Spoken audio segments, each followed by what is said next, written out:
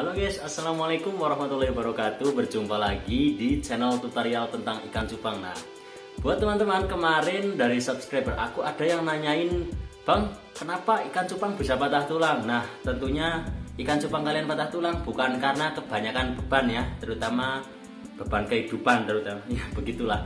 Jadi ada beberapa faktor yang ingin saya jelaskan kenapa ikan cupang kalian itu bisa patah tulang dan gimana cara mengatasinya. Nah, oke teman-teman ya, kalian tahu ini apa? Ini adalah ikan cupang teman-teman. Kalau yang belum tahu, nanti saya kasih tahu. Jadi ini ikan cupang teman-teman ya, bukan seperti cupang yang ada di leher pacar kalian ya di sini merah-merah itu, bukan. Nah, ini namanya ikan cupang. Jadi alasan kenapa ikan cupang kalian itu bisa patah tulang ya, bisa begini. Jadi renangnya begini-begini teman-teman. Nah, kenapa bisa begitu ya? Nah, jadi begini saya jelaskan. Ikan cupang patah tulang itu dikarenakan karena kondisi kualitas air yang kurang baik. Bisa juga karena suhu yang terlalu dingin. Di suhu yang terlalu dingin, bakteri akan mudah berkembang karena tidak terdapat cahaya matahari. Nah, alasannya kenapa ikan cupang harus dijemur? Ya itu teman-teman, akibatnya kalau tidak dijemur biasanya patah tulang pun bisa terjadi. Nah, di sisi lain, dari kualitas air yang kurang baik, itu biasanya karena lama tidak diganti atau bisa juga dari air sumur. Makanya kenapa para breeder-breeder kalau misalkan pelihara ikan cupang itu biasanya kalau air sumur itu didiamkan selama 1 minggu. Jadi nggak tahu ya, mungkin ada zat kimia atau zat-zat yang beracun biar mengendap dulu baru ditaruh di soliter. Setelah itu baru aman digunakan. Tapi kalau saya sih selama pelihara ikan cupang paling di Jakarta ya yang pakai air sumur. Tapi ya memang harus rajin begitu sih. Nah, kalau untuk kalian yang nggak pakai air sumur biasanya bisa langsung saja taruh ke soliter.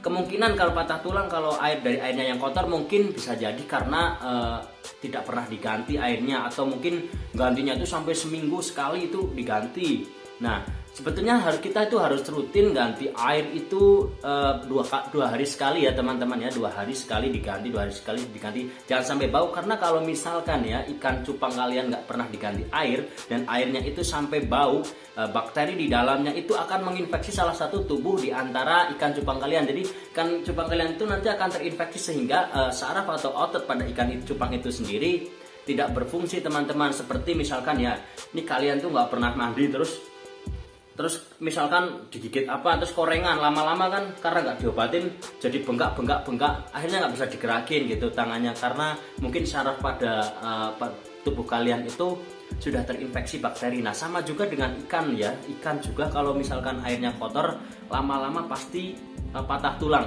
Saya udah nyobain berkali-kali teman-teman, ikan cupang gue itu patah tulang. Saya udah teliti dari ini ikan kenapa ya kok bisa begini.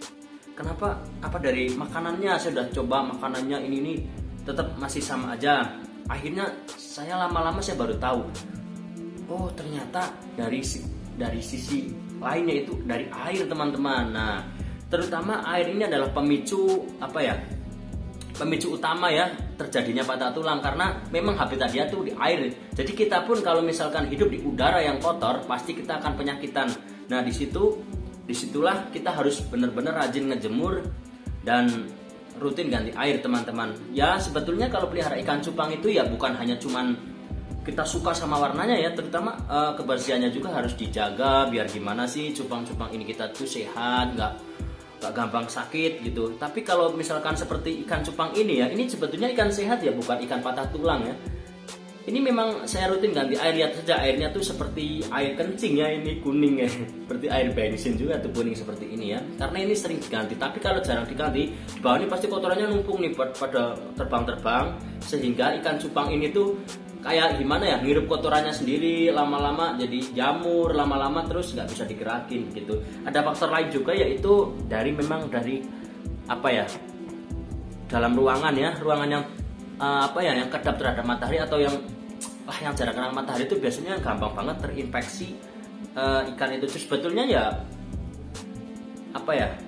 jadi patah tulang, akhirnya kan jadi tulangnya tuh jadi bengkok, terus kalau renang itu kalau naik itu nggak bisa, jadi dia cuman renangnya tuh gini doang, nggak bisa aktif seperti ikan sehat yang lainnya. Jadi seperti itu ya teman-teman ya.